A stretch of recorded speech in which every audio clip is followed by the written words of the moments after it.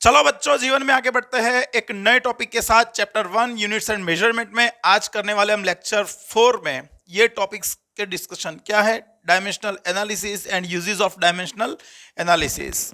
तो बच्चों, हमने लास्ट लेक्चर 3 में क्या पढ़ा था? डिफरेंट फिजिकल क्वांटिटीज जो थी उनके फॉर्मूला से कैसे यूनिट डिराइव करता है और यूनिट से कैसे डायमेंशनल फार्मूला बनाता है, वो सब हमने सीखा था। ये लेक्चर देखने से पहले जो आपने लेक्चर 3 नहीं देखा है तो वो पहले देख लो, उसके बाद ही ये लेक्चर देखोगे तभी मजा आएगा, बरोबर है? तो आपको फिजिकल क्वांटिटी जो लास्ट थर्ड लेक्चर में मैंने समझाई थी, वो सारी की सारी फिजिकल क्वांटिटी का डायमेंशनल फार्मूला आपको आना ही चाहिए, तब जाके आपको ये गिनने में मजा आएगा, बरोबर है? चलो आगे बढ़ते हैं। तो कुछ नोट्स से हम शुरुआत करेंगे। चलो, कुछ नोट्स। क्या है notes? terms which are in addition and subtraction have same dimension। ये क्या लिखा है? देखो, ये मैंने एक नोट लिखी है, ये नोट आप सोच लेना और इसको समझना ध्यान से। Terms which are in addition and subtraction है द सेम डायमेंशन। भाई, एक सिंपल चीज मैं आपको समझा देता हूं कि देखो यहां पर व्हाट इज जेड? भाई, Z is a addition of A, B, C, D, E, F, by, G, H raise to I और जेथ रूट, मतलब स्क्वायर रूट, क्यूब रूट होता है, वैसे जेथ रूट ऑफ के क्वांटिटी है कोई, बराबर है? तो ये इक्वेशन डायमेंशनली करेक्ट ऐसा मान लेते हैं। तो उसके हर एक टर्म का इसका डायमेंशन गिनेंगे, इसका इसका इसका। तो जो भी टर्म्स, ये सारे टर्म्स एक दूसरे के एडिशन में है या तो फिर सब्ट्रैक्शन में है, तो सबके डायमेंशन सेम होंगे। तो जो z का डायमेंशन होगा वही a का डायमेंशन होगा, वही b का डायमेंशन होगा, वही c का डायमेंशन नहीं होगा। देखो यहां पे, देखो मैंने क्या लिखा, terms which are in addition and subtraction. तो a b के एडिशन में है, c b के एडिशन में नहीं है, c इंडिपेंडेंटली b के एडिशन में नहीं है। c और d को हमने मल्टीप्लाई किया है तो ये पूरा एक टर्म बना, ये पूरा एक टर्म बना, तो इसका डायमेंशन b के बराबर होगा। वैसे यहां पे देखेंगे तो ef अपॉन जी एक पूरा टर्म है जो एडिशन में है, तो इसका डायमेंशन भी b जितना होगा। इसका ये पूरा एक टर्म है, ये पूरा एक टर्म है। तो जितने भी टर्म्स एक दूसरे के एडिशन में होंगे या सब्ट्रैक्शन में होंगे, उनके डायमेंशंस एंड यूनिट्स इक्वल होंगे। कैसे? चलो सोचते हैं। तो मैं आपको बता देता हूं कि चलो मैं आपको एक एडिशन देता हूं, आप करके देना मुझको कि वे 5 kg प्लस 3 डिग्री सेल्सियस क्या होगा? बोलो तो। 5 kg प्लस 3 डिग्री सेल्सियस क्या होगा? कर सकते ऐसा? भाई ऐसा नहीं कर सकते। क्यों भाई? क्योंकि याद रखो, सेम क्वांटिटी ही ऐड हो सकती है या सब्ट्रैक्ट हो सकती है। तो मैं यहां पे लिख सकता हूं कि 5 kg प्लस 3 kg, तो ये हो गया 8 kg। 5 kg प्लस 3 kg, तो ये कौन हो गया? 8 kg। तो kg में kg ऐड कर सकते हैं, तो यहां पे kg स्क्वायर नहीं होगा, ध्यान रखना, यहां पे भी kg ही आएगा। मतलब 5 प्लस 3 तो 8 हो गया। तो सिंपल चीज हो गई कि ये भी kg होगा, ये भी kg होगा, और जो एडिशन आएगा वो भी kg होगा।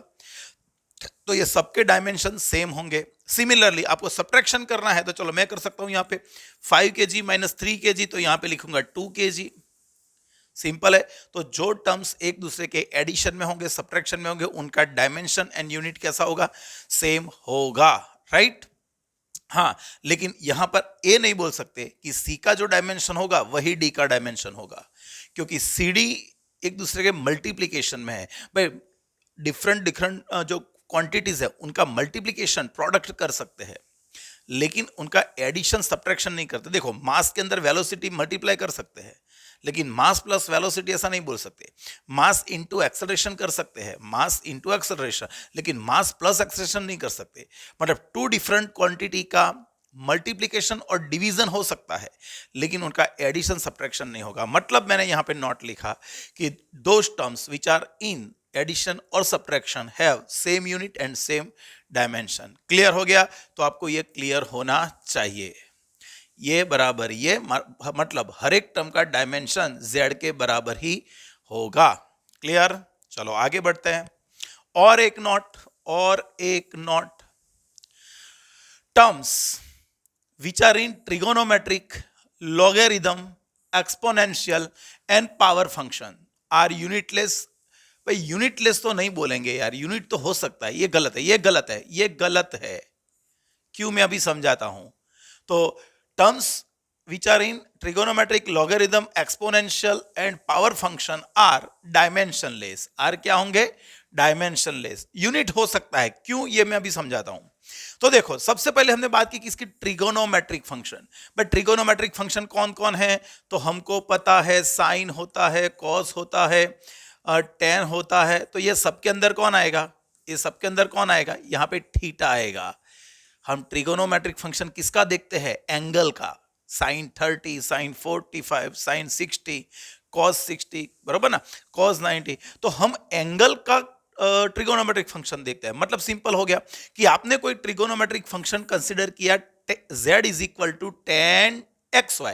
तो ये xy कौन है भाई, xy आपका एंगल होगा। और एंगल को हमको पता है कि भाई एंगल को डायमेंशन क्या होता है, भाई angle is a dimensionless, angle is a dimensionless. मतलब उसका डायमेंशन क्या होगा, m0 l0 t0। लेकिन एंगल को यूनिट होगा, एंगल को यूनिट है रेडियन, है ना। इसलिए मैंने यहां पे यूनिटलेस कट कर दिया। क्यों भाई, क्योंकि एंगल जो है उसको यूनिट है रेडियन, लेकिन उसका डायमेंशनल फॉर्मूला 0 0 0 होगा। हो गया क्लियर। तो सिमिलरली यहां पर देखेंगे तो देखो, ये एक इनवर्स फंक्शन है। यहां पर ये जो होगा एक वैल्यू होगी, एक न्यूमेरिकल वैल्यू। तो न्यूमेरिकल वैल्यू होगी तो उसका डायमेंशन भी क्या होगा, m0 l0 t0 ही होगा। याद रखो, इसलिए मैंने लिखा कि कोई ट्रिगोनोमेट्रिक फंक्शन के अंदर, ट्रिगोनोमेट्रिक फंक्शन के अंदर क्या होगा, एंगल। और एंगल का डायमेंशनल फॉर्मूला ऑलवेज 0 होगा। x अपॉन वाई का डायमेंशनल फॉर्मूला 0 होगा, क्योंकि एक नंबर होगा। लेकिन यहां इसका मतलब ये नहीं है कि xy का डायमेंशनल फॉर्मूला 0 0 है, उसका मतलब x का भी 0, y का भी 0 0 0। ये जरूरी नहीं है। x और y दोनों का कंबाइंड होके 0 होना जरूरी है। इंडिपेंडेंटली ऑफ x और y is not dimensionless. May be हो भी सकता है, नहीं भी हो सकती है, बराबर है। लेकिन यहां पर दोनों का मिलके क्या होगा, 0 0 0, पक्का। तो सिमिलरली यहां पे दूसरा एक फंक्शन देखो जिसका नाम है लॉगरिथम फंक्शन। भाई लॉग किसके देखते हो, आपने शायद अभी नहीं पढ़ा होगा। हम जब ये चैप्टर खत्म हो जाएंगे और जैसे चैप्टर 3 स्टार्ट करेंगे, उससे पहले 5 से 6 लेक्चर का एक मैथमेटिकल सेशन लेंगे, बराबर है, जिसमें हम मैथमेटिकल टूल्स, जो भी हमको फिजिक्स के लिए मैथ्स चाहिए, वो मैं आपको सॉल्व करवा दूंगा सबसे पहले, बराबर है। तब जाके मैं आपको समझाऊंगा कि भाई लॉग क्या है। लेकिन अभी समझो कि z is equal to log x y. तो लॉगरिथम, लॉग किसका देखा जाता है भाई, लॉग किसी न्यूमेरिकल वैल्यू का देखा जाता है। So this one is a numerical value, this one is a numerical value, है ना। तो ये एक न्यूमेरिकल वैल्यू है, तो उसका डायमेंशन m0 l0 t0 होगा। सिमिलरली ये भी आपका जो होगा वो न्यूमेरिकल वैल्यू होगा, तो इसका भी m0 l0 t0 होगा। हो गया क्लियर। क्योंकि लॉग किसका देखा जाता है, कोई वैल्यू का, और वैल्यू ऑलवेज डायमेंशनलेस होगी। सिमिलरली एक्सपोनेंशियल फंक्शन, भाई एक्सपोनेंशियल क्या है वो आगे जाके समझाऊंगा। लेकिन समझो कि एक्सपोनेंशियल फंक्शन ऐसे लिखा जाता है e⁻⁻xy, या तो उसका लिखने का एक और मेथड है एक्सपोनेंशियल ऑफ -xy। ऐसे लिखोगे तो इसको पावर में लिख देना है, और ऐसे लिखोगे तो चलेगा। तो ये भी या तो पावर है, ये कौन है, एक पावर। और पावर क्या होता है, ये पावर है। तो पावर भी एक कौन होता है, न्यूमेरिकल वैल्यू ही होता है। मतलब इसका भी डायमेंशन क्या होगा, 0 0 0। मैं फिर से एक बार क्लियर कर देता हूं, एक्स वाई का कंबाइंड डायमेंशन 0 0 0 होगा। लेकिन उसका मतलब ये मत निकालना कि x का भी 0 होगा और y का भी 0 होगा। हाँ, ये बोल सकता हूं मैं कि ये दोनों का मल्टीप्लीकेशन करके 0 0 हो रहा है, तो जो x का होगा उसका ऑपोजिट माइनस y का होगा। मतलब समझ रहे हो, मानो कि x का डायमेंशन है L1, x का डायमेंशन क्या है, L1, तो y का कंपलसरी L-1 ही होना चाहिए, तभी जाके दोनों का सम 0 हो जाएगा। क्लियर हुआ। तो ये आप सब इसके रूट, इसका कंक्लूजन आप निकाल सकते हो अलग अलग। और एक लास्ट में मैंने पढ़ाया क्या भाई, फॉर पावर। भाई पावर, आपने कभी ऐसा देखा है कि मास का एक्सेलरेशन पावर, वेलोसिटी का फोर्स पावर, ऐसा सुना है कभी, नहीं। पावर ऑलवेज क्या होगा, वेलोसिटी का स्क्वायर, है ना, फोर्स का रूट, मतलब वो 1/2 पावर हो गई। तो कोई भी क्वांटिटी होगी, कोई भी क्वांटिटी, उसमें जो पावर होगा वो सिर्फ एक न्यूमेरिकल वैल्यू होगी, और जो न्यूमेरिकल वैल्यू होगी तो ऑब्वियसली उसका डायमेंशन क्या होगा, m0l0 t0 होगा। पक्का? तो ये आपको ज्ञान का जो पिटारा है अपने दिमाग में बिठा लेना है एकदम फिट से। क्या है भाई? तो 4 मैंने और नोट्स लिखी, क्या? In a trigonometric function the term which are in trigonometric function is theta, it is an angle, so the dimension of angle is always 0 0 0 0 m0 0 t0. Similarly in logarithm function, log के अंदर जो होगा वो क्या होगा, एक numerical value, तो उसका डायमेंशन भी 0 होगा। फिर यहाँ पे एक एक्सपोनेंशियल फंक्शन है। भाई एक्सपोनेंशियल फंक्शन ये पावर फंक्शन, या यहाँ पर भी ले लो, किसी चीज का पावर होगा तो power is always numerical value, तो उसका डायमेंशन भी क्या होगा, 0 होगा। तो इतना आपके दिमाग में सेट होना चाहिए। पक्का? चलो आगे बढ़ते हैं। सबसे पहले इसको क्या करें, थोड़ा सेव कर ले। चलो आगे बढ़ते हैं। Now, what is the dimensional analysis? But dimensional analysis क्या है? With the help of dimensional formula,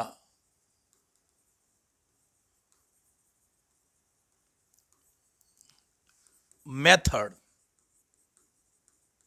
to obtain some physical problem, बराबर? मतलब यहां पे हम ये जो डायमेंशनल फॉर्मूला है, तो डायमेंशनल फॉर्मूला यूज करके हम फिजिक्स के कुछ क्वेश्चंस को सॉल्व करने का ट्राई करेंगे, उसको बोलेंगे डायमेंशनल एनालिसिस। तो वो क्या है, चलो समझते हैं। What are the uses of dimensional analysis? Red, what is the first? We can check the dimensional consistency of physical equation. Okay भाई, हमने जो डायमेंशनल फॉर्मूला डिराइव कर दिए, अभी मान लो कि मैं साइंटिस्ट हो गया, मैंने एक्सपेरिमेंट किए, रिसर्च किया, और एक फिजिकल क्वांटिटी है सपोज z, और उसका इक्वेशन मैंने डिराइव कर दिया। भाई ये हो गया z√/z। अभी z तो आ गया नहीं यहाँ पे, ओके z आ गया तो मैं इसको w कर देता हूँ, भाई क्या फर्क पड़ता है नाम से। तो मान लो कि मैंने एक इक्वेशन डिराइव किया, w is equal to x √y/z²। तो क्या ये इक्वेशन करेक्ट है कि नहीं है, तो वो हमको डायमेंशनल एनालिसिस शो कर देगा। बरोबर है? तो ध्यान रखो कि कोई फिजिकल इक्वेशन है, फिजिकल क्वांटिटी का इक्वेशन है, फॉर्मूला है, तो वो फॉर्मूला करेक्ट है कि इनकरेक्ट है dimensionally, it can be check by dimensional analysis. Clear हो गया? चलो second, we can deduce the relation among the physical quantity.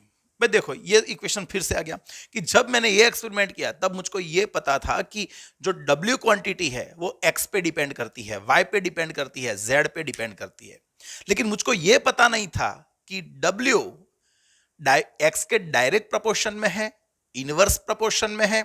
मानो कि डायरेक्ट प्रोपोर्शन में है तो उसकी 1 पावर के प्रोपोर्शन में है, या 2 पावर की प्रोपोर्शन में, या रूट के प्रोपोर्शन में, सेम y के लिए, सेम z के लिए। तो मुझको वो पता नहीं था, सिर्फ मैं ये सोच सकता हूं कि भाई W quantity depends on the x y z, but what are the relation with power, that I don't know. तो डायमेंशनल एनालिसिस मुझको वो दे देगा कि भाई W x के 1 पावर में होगा सपोज, y के रूट के डायरेक्ट प्रोपोर्शन में होगा, और z के इनवर्स प्रोपोर्शन में होगा। तो ये फॉर्मूला हम यहां पे ऑब्टेन कर सकते हैं, किससे? डायमेंशनल एनालिसिस से। Okay, and last one, we can obtain the relation between different unit system. Okay, तो मैं आपको अभी बोल देता हूं कि चलो यूनिट सिस्टम कौन कौन सी थी। भाई जनरली मेन देखने जाए तो 2 है, सीजीएस एंड एमकेएस, जिसको हम अभी एसआई भी बोल रहे हैं।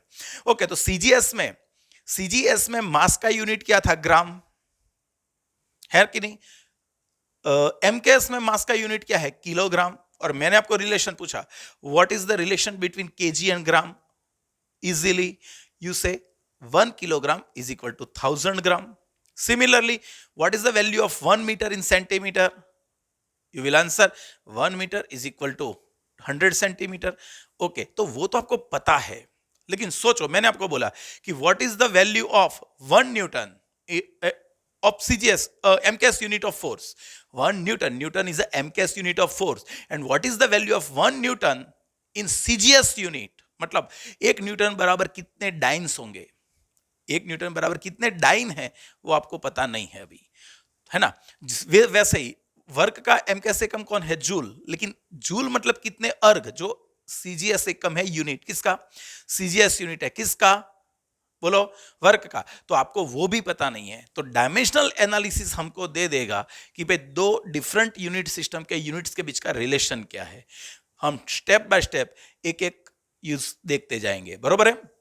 तो देखो हमने यहाँ पे सबसे पहला यूज यहाँ पे पढ़ते हैं, यहाँ पे सबसे पहला यूज का यूज क्या था, we can check the dimensional consistency of physical equation. Okay, check the dimensional consistency, this equation is correct और इनकरेक्ट, वो हमको अभी समझना है यहाँ पे, बरोबर है। तो देखो ध्यान रखना बिल्कुल, कैसे करते हैं।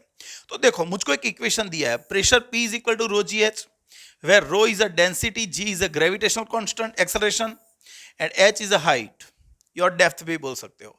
तो मुझको एक इक्वेशन दिया है, हम जानते हैं कि हर एक इक्वेशन में दो साइड होती है, लेफ्ट हैंड साइड मतलब LHS and right hand side मतलब RHS। तो यहां पर मेरे पास दो साइड है, P एंड रो जी है। ओके, तो डायमेंशंस ऑफ, मैं सबसे पहले लिखता हूं डायमेंशंस ऑफ LHS। भाई LHS के डायमेंशन करने, तो LHS पे कौन है, प्रेशर, तो प्रेशर का डायमेंशन क्या होगा, याद होना चाहिए आपको, M1 L-1 T -2। Similarly, dimensions of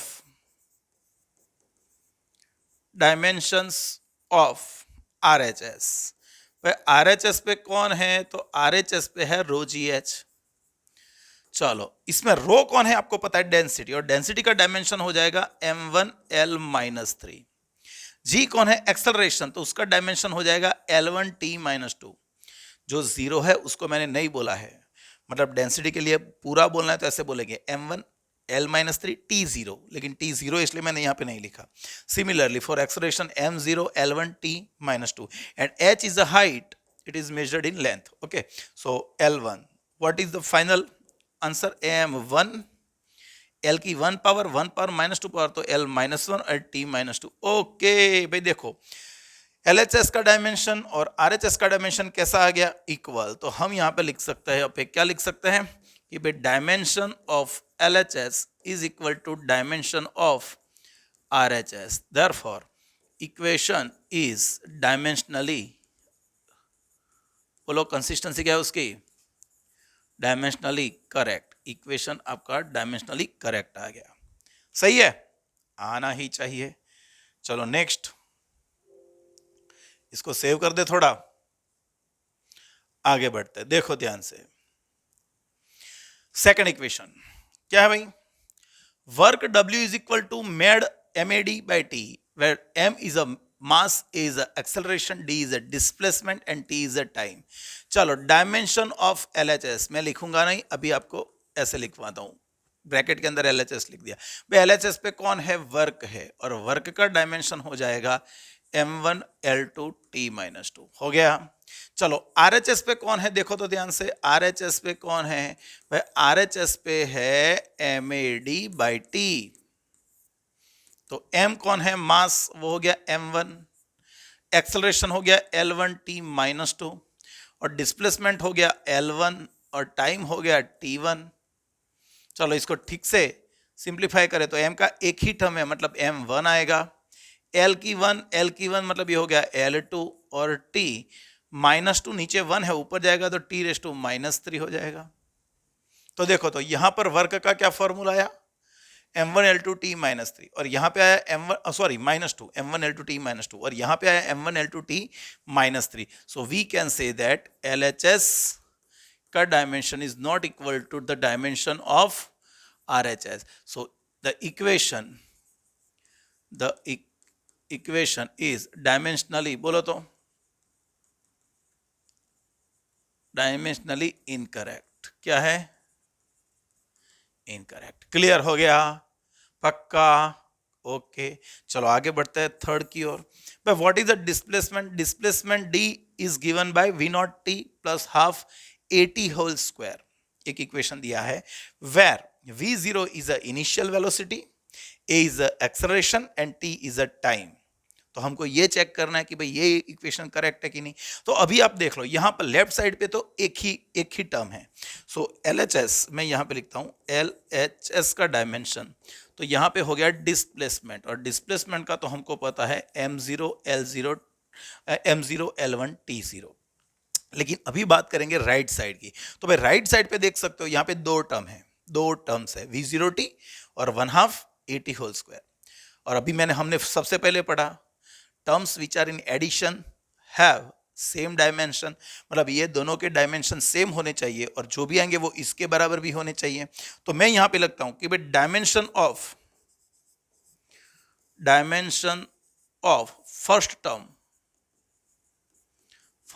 term at RHS, भाई RHS पे जो फर्स्ट टर्म है उसका डायमेंशन क्या होगा, तो मैं यहां पे लिखता हूं V0t। चलो V0 क्या है, m0 L1 T-1 और टाइम क्या है T1, तो ये आ गया m0 L1 T0। ओके भाई, ये तो इसके साथ मैच हो गया। ओके चलो एक हो गया, लेकिन अभी दूसरा तो बाकी है ये। तो यहां पे लिखेंगे dimension of second term at RHS। Second में कौन है, 1/2 AT का होल स्क्वायर। तो चलो यहां पे देखते हैं भाई 1/2 थोड़ी कोई फिजिकल क्वांटिटी है, मतलब उसका डायमेंशन नहीं होगा। ए कौन है, एक्सेलरेशन, तो एक्सेलरेशन का होगा m0 L1 T-2 into T कौन है, टाइम, तो T1 की कितनी पावर, 2 पावर। चलो इसको ठीक से लिखें भाई, इसको ठीक से लिखेंगे तो m0 m क्या आ गया 0, L1 टी क्या हो गया -1 की 2 पावर हो गई। तो इसको फाइनल लिखेंगे तो स्क्वायर हो जाएगा, यहां पे अंदर मल्टीप्लाई 2 कर देंगे तो m0 L2 T-2। देखो तो भाई इसका और इसका डायमेंशन भले सेम हो गया, लेकिन अभी ये जो फाइनल टर्म है उसका डायमेंशन सेम नहीं हुआ। तो हम लिख सकते हैं देयरफॉर इक्वेशन इज डायमेंशनली, क्या लिखेंगे, इक्वेशन इज डायमेंशनली इनकरेक्ट। पता चला कि नहीं पता चला, क्योंकि आपके ये साइड में जितने भी टर्म्स हो एडिशन सब्ट्रैक्शन में होंगे तो सबके डायमेंशन सेम होने चाहिए, पक्का। चलो नेक्स्ट, लिखते रहना, ये सब काम आएगा आपको। वीडियो पॉज करके आप लिख सकते हो स्क्रीनशॉट लेके। Time period t is equal to 2 pi under root L by g. Okay, what is t? T is the time period where L is the length of pendulum and g is the gravitational acceleration. Okay, let's check it. Okay, so dimension of LHS can be given by it is time period. So the time period is equal to m0 L0 t1, and the dimension of term at RHS, RHS पे कौन है, it is 2 pi under root L by g. Okay, 2 pi is a numerical value, it does not have any dimensional formula, so 2 pi is m0 L0 t0. Okay, now when this is square root, it can be said 1/2 power. Okay, so this is the dimensional formula of LG key 1/2 power. Okay, now what is L? L is a L1, L is a length of pendulum, तो उसका dimension हो गया L1। G is a gravitational acceleration, तो उसका dimension हो गया m0 L1 T-2 की 1/2 power. भाई यहाँ पे स्क्वायर रूट है तो 1/2 पावर की मैंने, और पावर है तो आपको करनी ही पड़ेगी वो। तो देखो 1/2 निकल गया, m0 ऊपर चला गया, L भी 0 हो गया, T ऊपर आया तो 2 हो गया, लेकिन उसकी 1/2 पावर, तो 1/2 निकल गया, तो फाइनल आ गया m0 L0 T1। ओके भाई, देखो तो LHS और RHS का डायमेंशनल फॉर्मूला सेम है, LHS और RHS का डायमेंशनल फॉर्मूला सेम है, देयरफॉर इक्वेशन इज डायमेंशनली, क्या होगा बच्चों, correct. Equation is dimensionally correct. Clear हो गया। तो कंसिस्टेंसी कैसे चेक करते हैं कोई फिजिकल इक्वेशन की, आपको क्लियर होना चाहिए। चलो आगे बढ़ते हैं, इसको मैं पहले सेव कर देता हूं। आगे देखो, चलो ओके भाई, एग्जाम्पल 1.3 ये टेक्स्ट बुक का एग्जाम्पल है, एनसीईआरटी टेक्स्ट बुक जो न्यू टेक्स्ट बुक है उसका 1.3 है। Let us consider an equation 1/2 mv² is equal to mgh। भाई इक्वेशन क्या दिया है, 1/2 mv square is equal to mgh, where m is the mass of the body, v is the velocity, g is the acceleration and due to gravity, and h is the height. Check whether this equation is dimensionally correct or incorrect. Okay, तो हमको पता है यहाँ पर भी भाई इसका dimension of LHS, भाई LHS का डायमेंशन, LHS पे कौन है, 1/2 mv स्क्वायर। 1/2 का तो डायमेंशन होगा नहीं क्योंकि वो तो एक डायमेंशन, एक न्यूमेरिकल वैल्यू है। तो मास का हो गया m1, वेलोसिटी का हो गया L1t माइनस 1 का स्क्वायर। तो इसको ठीक से लिखेंगे तो m1 L2t माइनस 2। देखो ये डायमेंशनल फार्मूला हो गया LHS का। अभी डायमेंशनल फार्मूला देखेंगे किसका, RHS का। भाई RHS पे कौन है, तो यहां पर है mgh। m इज अ मास, तो ये m1 हो गया। g कौन है, ग्रेविटेशनल एक्सेलरेशन, तो L1t माइनस 2 हो गया। And h is a height, तो वो L1 हो गया। इसको ठीक करेंगे तो m1 112 t माइनस 2। तो देख सकते हैं कि LHS का डायमेंशन और RHS का कैसा आया, सेम आया। मतलब LHS is equal to RHS। Okay, therefore equation is dimensionally correct.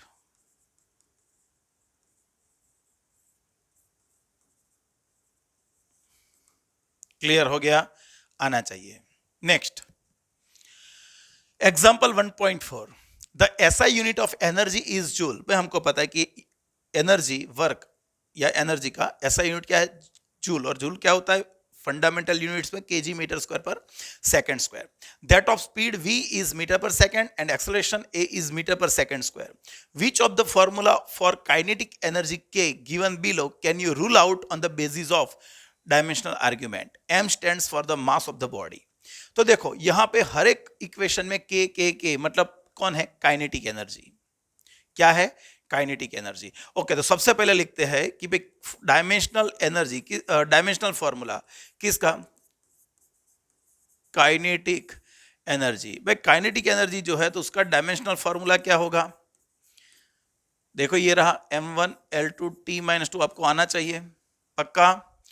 तो अभी हम क्या करने वाले हैं, 1 बाय 1 चेक करेंगे। सबके लेफ्ट हैंड साइड पे तो कौन है, काइनेटिक एनर्जी ही है ना, लेकिन सबके राइट में कौन है, अलग अलग टर्म्स है। तो हम सबका राइट हैंड साइड पे जो भी टर्म्स है सबका डायमेंशन चेक करेंगे। जो ये बराबर आया वो इक्वेशन करेक्ट होगा, लेकिन उसमें भी थोड़ा चेंज आएगा, देखना आगे। तो सबसे पहला मैं लिखता हूं for k is equal to m square v cube. तो यहां पर तो k है, लेकिन इसका डायमेंशन देख लेते हैं। चलो m स्क्वायर v क्यूब का डायमेंशन देख लेंगे। तो मास क्या हो गया, m1, लेकिन उसका स्क्वायर है तो स्क्वायर करना पड़ेगा। वेलोसिटी है, उसको लिखेंगे L1t माइनस 1 का क्यूब। सही है, वेलोसिटी मतलब L1t माइनस 1, लेकिन क्यूब है तो क्यूब करना पड़ेगा। यहां पे ठीक से लिखेंगे तो ये हो गया m2 L3t minus 2, m2 L3t minus 3 आएगा, नहीं यहाँ पे माइनस 3 आएगा। तो देखो यहां पर ये जो डायमेंशन आया वो k के बराबर नहीं है मतलब क्या, इक्वेशन इज डायमेंशनली इनकरेक्ट बोल सकते हैं, डायमेंशनली इनकरेक्ट पक्का। चलो बी पे देखते हैं। भाई बी पे क्या है, k is equal to 1/2 mv square. चलो देखते हैं यहाँ पे, तो हमको डायमेंशन किसका चाहिए, 1/2 mv स्क्वायर का चाहिए। भाई 1/2 तो कोई न्यूमेरिकल वैल्यू है, मतलब उसका डायमेंशन होगा नहीं। m इज अ मास, तो वो होगा m1। वेलोसिटी क्या है, L1t माइनस 1, स्क्वायर है तो स्क्वायर करना पड़ेगा। तो इसको फाइनल लिख दिया तो ये आ गया m1 L2t माइनस 2। भाई सही है, k और ये दोनों का डायमेंशनल फॉर्मूला सेम है, तो इक्वेशन इज करेक्ट लिख सकते हैं। डायमेंशनली लिखना है तो डायमेंशनली भी करेक्ट आप लिख सकते हो। क्लियर हो गया। चलो नेक्स्ट, पर नेक्स्ट में कौन आएगा, C for k is equal to ma। भाई यहां पे देखने जाएंगे तो ma का m कौन है, तो बोलते हैं m मास है, a कौन है, एक्सेलरेशन है, और एक्सेलरेशन का होगा L1t माइनस 2। भाई देखो तो एम ए का डायमेंशनल फॉर्मूला M1L1T-2 आया और यहाँ पे M1L2T-2 है। ओके, तो equation is incorrect, so we can rule out it. Okay, clear हो गया। चलो डी देखते हैं। भाई डी पे कौन है? डी पे ये रहा। अभी यहाँ पे थोड़ा जोल है, देखना भाई। k इज इक्वल टू क्या है? 3/16 mv²। तो यहां पे आप कर सकते हो कि 3/16 mv²। देखो 3/16 वो तो यूनिटलेस है क्योंकि एक न्यूमेरिकल वैल्यू है तो डायमेंशनलेस होगा। मास क्या हो गया? m1। वेलोसिटी हो गई L1T-1, स्क्वायर है तो स्क्वायर करना पड़ेगा और आपका फॉर्मूला आ गया M1L2T-2। अरे ये तो सही है, जो k का डायमेंशनल फॉर्मूला है वही ये फॉर्मूला आ गया। सही है ना?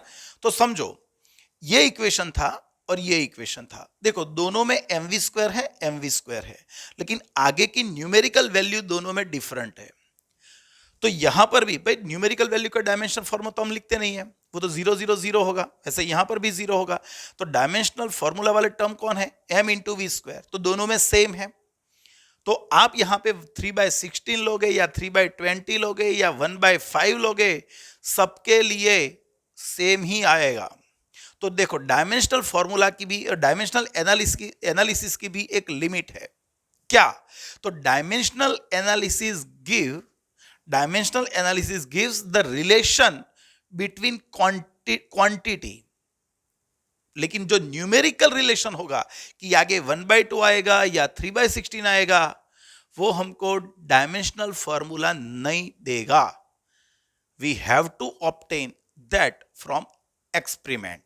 तो हमको एक्सपेरिमेंटली वो कांस्टेंट क्या है, वो न्यूमेरिकल वैल्यू क्या है, वो फाइंड करनी पड़ेगी। बरोबर है? तो याद रखो, मुझको पता है अभी एक्सपेरिमेंट, इसलिए मुझको पता है कि भाई यहां पे 1/2 ही आएगा।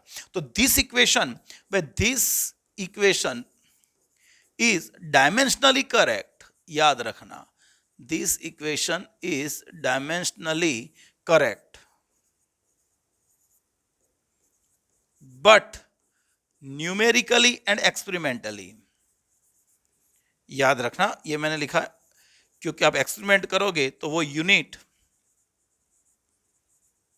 जो आप एक्सपेरिमेंट करोगे तो आपको 1/2 मिलेगा, 3/16 नहीं मिलेगा। तो इट इज इनकरेक्ट। ये एक डायमेंशनल फॉर्मूला की, डायमेंशनल एनालिसिस की एक लिमिट है यहां पर। बरोबर है? ध्यान रखना। चलो नेक्स्ट आगे जाएंगे। अभी ये बात करनी है, अभी तो सेम आ गया भाई। ई क्या है? For k is equal to 1/2 mv² plus ma। भाई यहां पे आप देख सकते हो, आपको खुद गिनना है। ये देखो 1/2 mv², तो आपका डायमेंशनल सेम आएगा, लेकिन ma के लिए, ma जो लास्ट टर्म है उसके लिए सेम नहीं आएगा। तो भले ये दोनों एक दूसरे के किसमें? एडिशन में, तो दोनों के सेम होने चाहिए, लेकिन सेम नहीं आएंगे। मतलब ये इक्वेशन डायमेंशनली इनकरेक्ट ही आएगा। क्लियर हो गया? तो आपको ये देखना है, खुद गिनना है। बराबर है? चलो आगे बढ़ते हैं, पहले इसको सेव कर लेते हैं। नेक्स्ट, चलो ओके, अभी एक नई मेथड सीखते हैं। अभी हमने क्या किया? हमने एक डायमेंशनल एनालिसिस का यूज पढ़ा, जिसमें हमको एक इक्वेशन दिया गया था और हमको चेक करना था कि वो इक्वेशन डायमेंशनली करेक्ट है या इनकरेक्ट है। लेकिन अभी समझो यहां पे क्या दिया है। If this equation, which equation? v is equal to at plus b upon t plus c and d। वह ये एक इक्वेशन है, इज डायमेंशनली करेक्ट। प्रूव नहीं करना है, दे दिया है कि ये इक्वेशन डायमेंशनली करेक्ट ही है। Then obtain the dimensions of ABCD। v is a velocity and t is a time. भाई यहां पे मुझको वेलोसिटी और टाइम, ये दोनों क्वांटिटी कौन है वो मुझको बताया है, लेकिन मुझको ABCD कौन है वो पता नहीं है। बराबर है? तो मुझको डायमेंशनल एनालिसिस यूज करके इसको फाइंड करना है। तो चलो करते हैं। भाई अभी मैंने समझाया आपको कि जो टर्म्स एक दूसरे के एडिशन में होंगे उनके डायमेंशन सेम होंगे। मतलब जो डायमेंशन v का होगा वही डायमेंशन at का होगा, वही dimension b upon t plus c का होगा और वही डायमेंशन आपका d का होगा। सिंपल चीज है। अभी मैंने आपको ये लिखाया, ये रहा। बरोबर? इस पर हमने क्या पढ़ा? कोई क्वांटिटी ये सबका सम है तो सबका डायमेंशन, हर एक टर्म का डायमेंशन सेम होगा।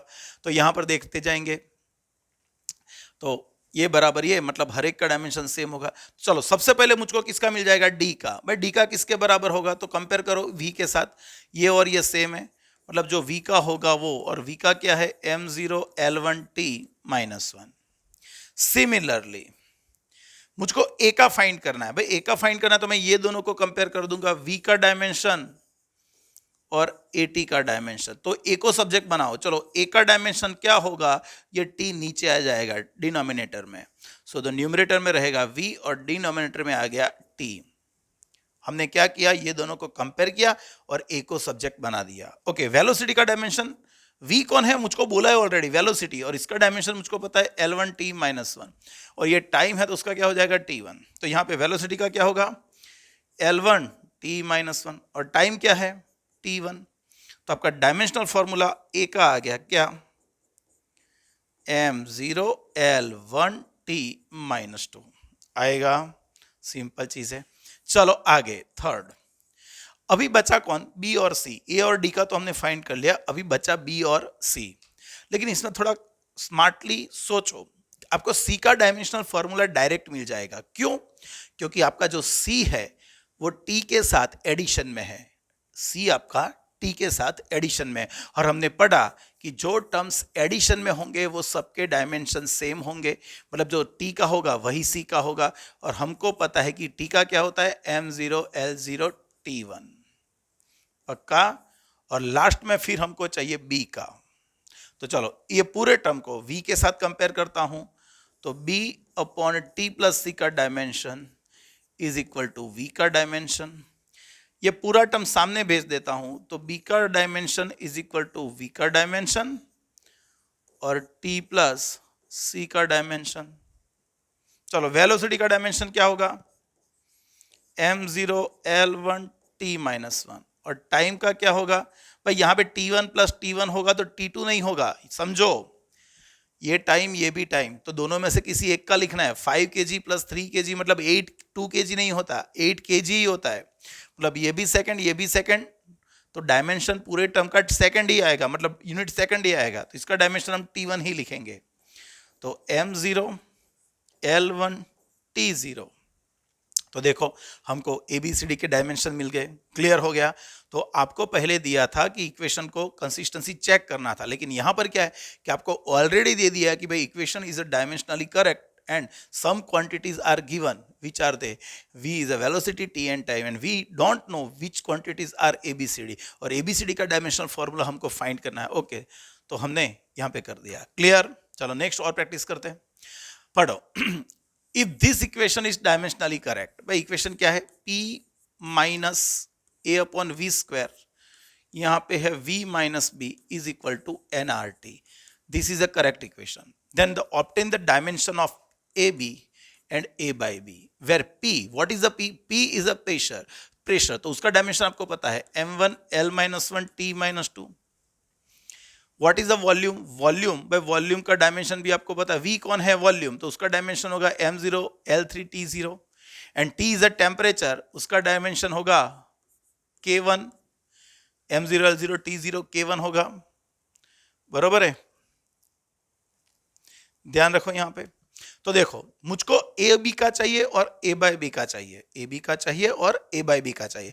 तो हम सबसे पहले ए का फाइंड करेंगे, बी का फाइंड करेंगे, फिर प्रोडक्ट करेंगे या तो फिर रेशियो लेंगे। तो सबसे पहले फ्रॉम इक्वेशन, भाई यहां पर ऐसा बोल सकते हैं ये दोनों एक दूसरे के सब्ट्रैक्शन में है, ये पूरा टर्म और ये टर्म प्रेशर दोनों एक दूसरे के सब्ट्रैक्शन में।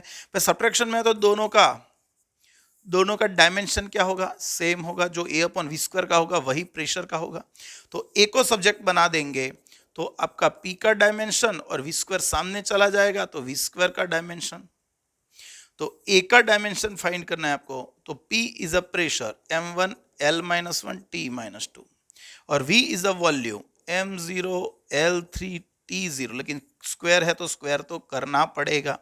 ये मैंने वॉल्यूम का लिखा लेकिन स्क्वायर है। चलो इसको सिंप्लीफाई करें, m1 l-1 t-2, ये हो गया m0 l6 t0।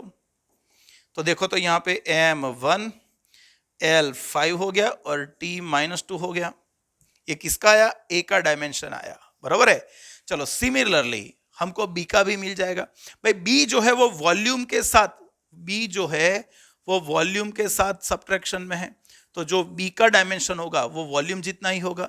तो वॉल्यूम का हो गया m0 L3 T0 हो गया, पक्का। तो देखो हमको A का डायमेंशन मिल गया, हमको B का डायमेंशन मिल गया। तो फिर सिंपल हमको क्या करना है, अभी ए बी का फाइंड करना है। तो सबसे पहले चलो ए बी का डायमेंशन फाइंड करना है, तो ए का होगा जो और बी का, दोनों का मल्टीप्लीकेशन करेंगे। ए का क्या है? m1 L5 T -2 और बी कौन है? m0 L3 T0। तो ये हो गया आपका m1 L8 T -2। और मान लो कि आपको a बाई बी का फाइंड करना था, तो m1 L5 T -2 वो आप न्यूमरेटर में लिखते हैं और b आप कहाँ पे लिखते हैं? डिनोमिनेटर में।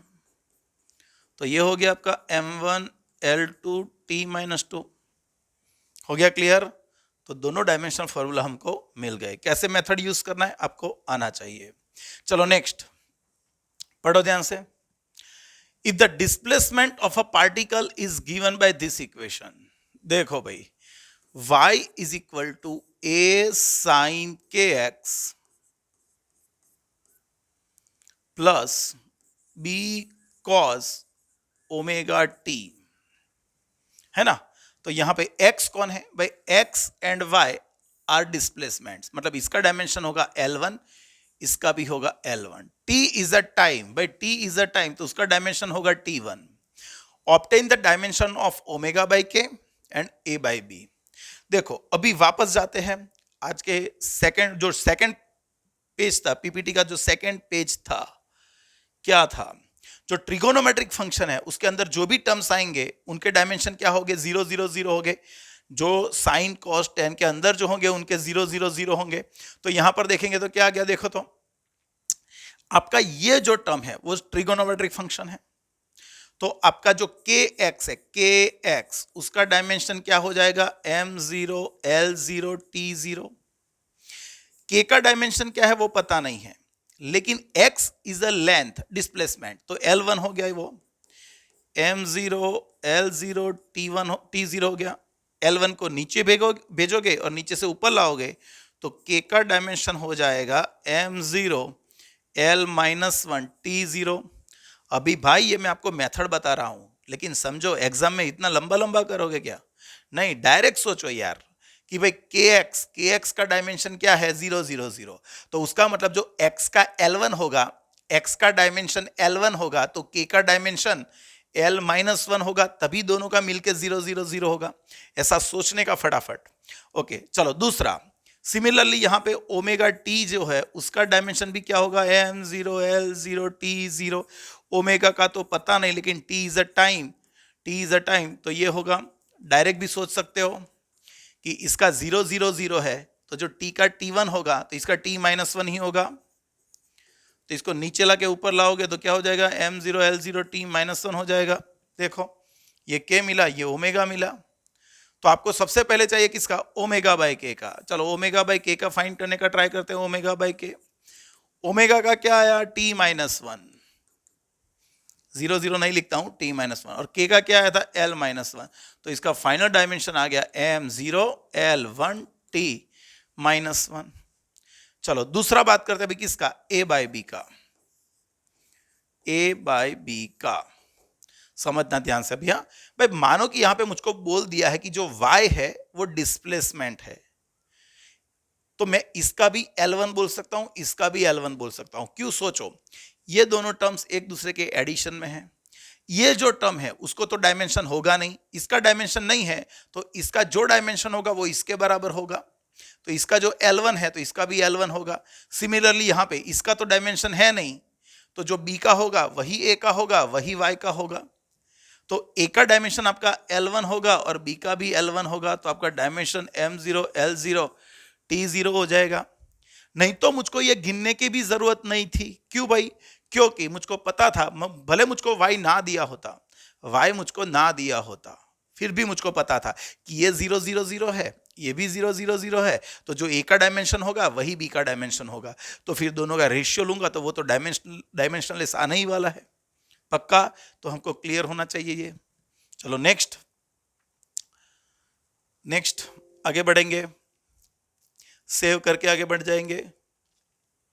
नेक्स्ट चलो क्या है, देखो ये कोई कॉम्पिटिटिव एग्जाम में आ चुका है, हम सभी कॉम्पिटिटिव एग्जाम में जो भी क्वेश्चन आ गए हैं हम सारे के सारे क्वेश्चन पढ़ने वाले हैं आगे जाके, सारे के सारे क्वेश्चन आगे जाके पढ़ने वाले हैं। प्रीवियस ईयर्स के जितने भी क्वेश्चन हैं नीट में, जेडबलई में, वो हम सारे के सारे सॉल्व करने ही वाले हैं। लेकिन मैंने अभी प्रैक्टिस के लिए एक यहाँ पे रखा है, ध्यान रखो कि way what is a P is a pressure and pressure is given bye minus alpha upon beta e raised to minus alpha z upon k theta is dimensionally correct. What is the dimension of beta? भाई हमको beta का dimension find करना है। Where z is a distance, भाई z कौन है distance, तो उसका डायमेंशन हो जाएगा L1। Theta is a temperature, भाई टेम्परेचर हो गया तो इसका डायमेंशन हो गया K1। अभी ये आपके लिए नया है, ये आपके लिए नया है और ये आप पढ़ने वाले हो चैप्टर 13 में जाके, तब तक नहीं आने वाला है, बरोबर है। तो मैं आपको इसका यूनिट दे देता हूं, भाई what is a Boltzmann unit, तो उसका यूनिट मैं दे देता हूं आपको जूल पर कूलम, उसका जूल पर केल्विन, इसका यूनिट क्या होता है, जूल पर केल्विन। तो आप के का डायमेंशन बना लो, चलो के का डायमेंशन क्या बन जाएगा, भाई जूल है तो m1 L2 T-2 और नीचे होगा K1, तो ये डायमेंशनल बन गया m1 L2 T-2 K-1। देखो ये बोल्ट्जमैन का आ गया। आपको फाइंड करना है बीटा का डायमेंशन, बीटा का डायमेंशनल फॉर्मूला। भाई ये कौन है, ये कौन है, this is an exponential term, ये एक्सपोनेंशियल है, मतलब इसका डायमेंशन क्या हो गया, 0, इसका डायमेंशन हो गया 0।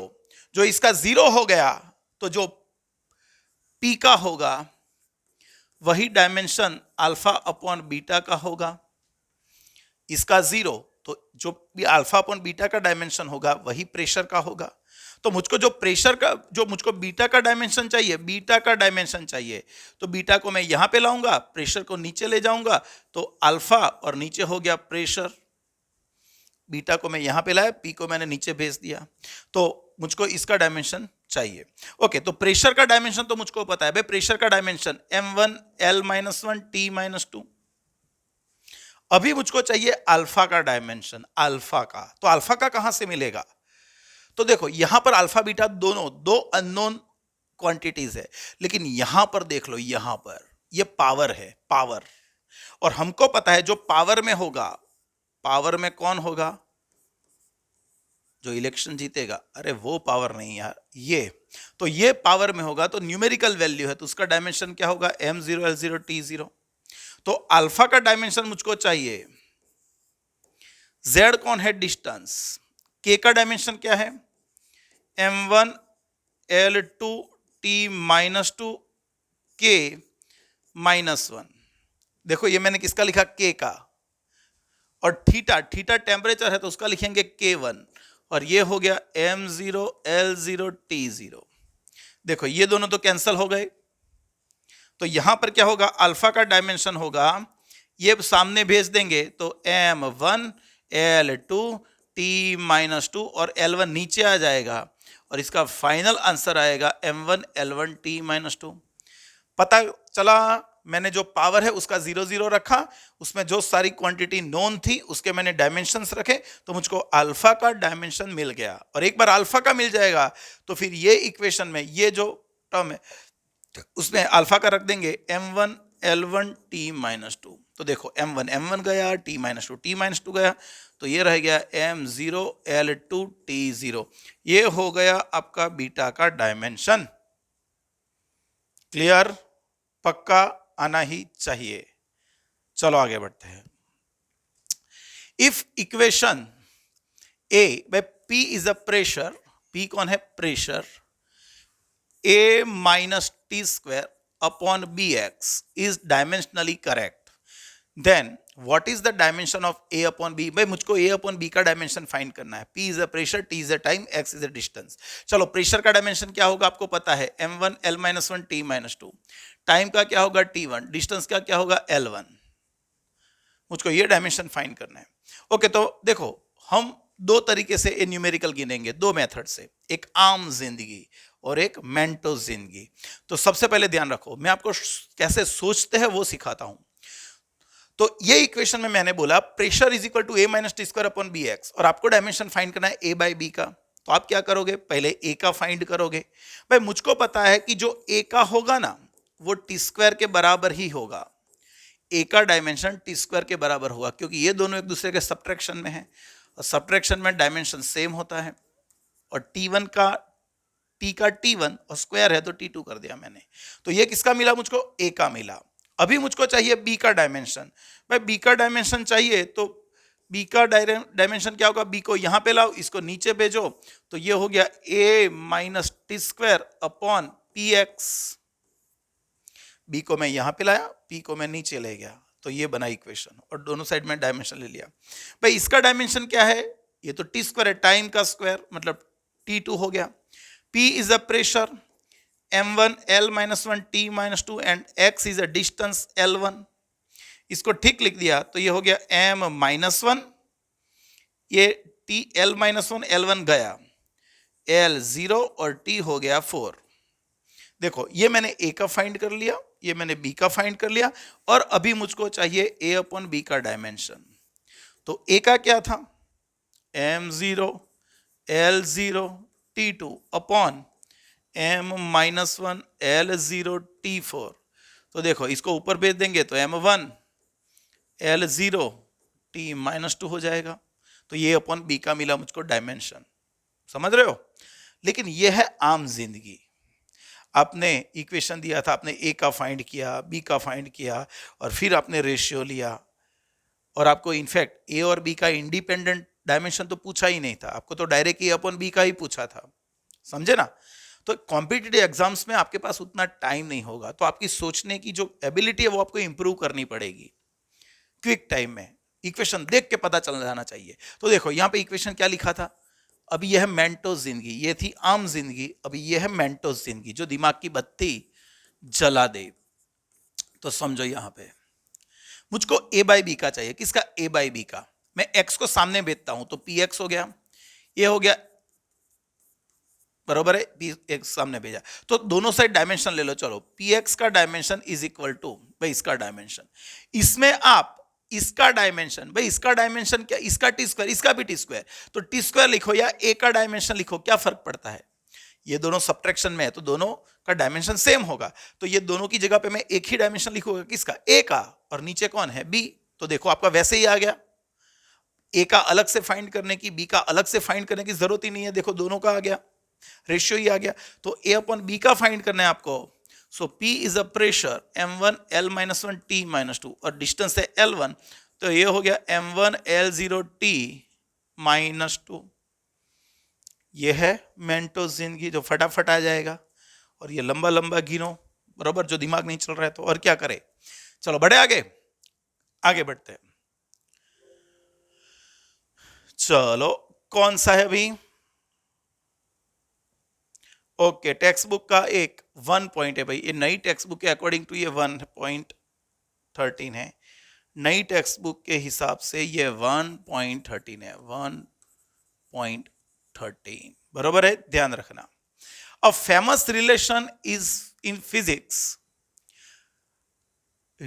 relates moving mass m to the rest mass m0 of a particle in terms of a speed v and the speed of light c, by v is a speed of particle and c is a speed of light. This relation first arose as a consequence of a special relative due to Albert Einstein. वो क्या है, हम chapter 11th में सीखेंगे, 12th standard में, अभी इसकी बात मत करना, मैं आपको थोड़ा समझाने का ट्राई करता हूं।